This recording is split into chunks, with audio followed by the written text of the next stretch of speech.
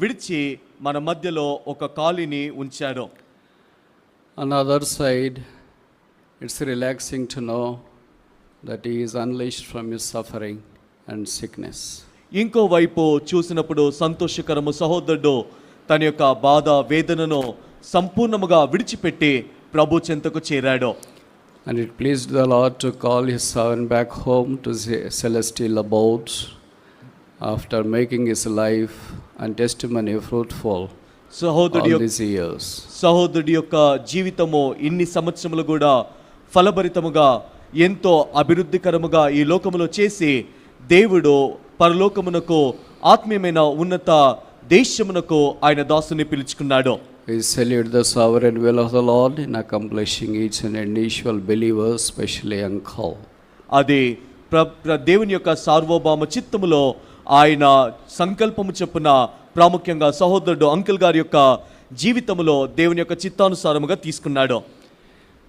For a non-Christian, they think that life after death depends upon what they do in their previous life. అవిశ్వాసులైతే లేదా ఈ లోకానుసారులు వారేమనుకుంటారో మరణము తర్వాత ఇంకో జన్మ అనేది ఉంటుంది, ఆ జన్మ ఈ జన్మలో చేసే పుణ్య కార్యాలపైన ఆధారపడి ఉంటుంది అనుకుంటారు. But a Christian believes that life after death depends upon not ourselves, but depends upon what Savior has done in relation to our lives. కానీ ఒక క్రైస్తవుడు, ఒక విశ్వాసి ఇహలోకములో ఉండే ఈ జీవితములో వారు చేసే కార్యములను బట్టి లేదా వారి యొక్క క్రియలపైన ఆధారపడకుండా యేసుక్రీస్తు ప్రభువారు లేదా దేవుడు అనుగ్రహించిన రక్షణ ఆయన పైన ఆధారపడి ఆయన ఇచ్చిన ఈవిగా పరిగణిస్తారు. That's eternal salvation. అది నిత్యమైన రక్షణ. That's a great salvation. అది గొప్ప రక్షణ. That's a free gift of God. అది దేవుడు అనుగ్రహించు ఉచిత బహుమానము. And we want to present that Christ to you tonight if you are not born again. ఈ రాత్రికాల సమయమున ఒకవేళ ఇంకా మీరు రక్షించబడని అనుభవములో ఉన్నట్లయితే ఈ గొప్ప దేవుణ్ణి మీకు పరిచయము చేస్తున్నాము. The mortal remains of uncle speaks tall that salvation is free.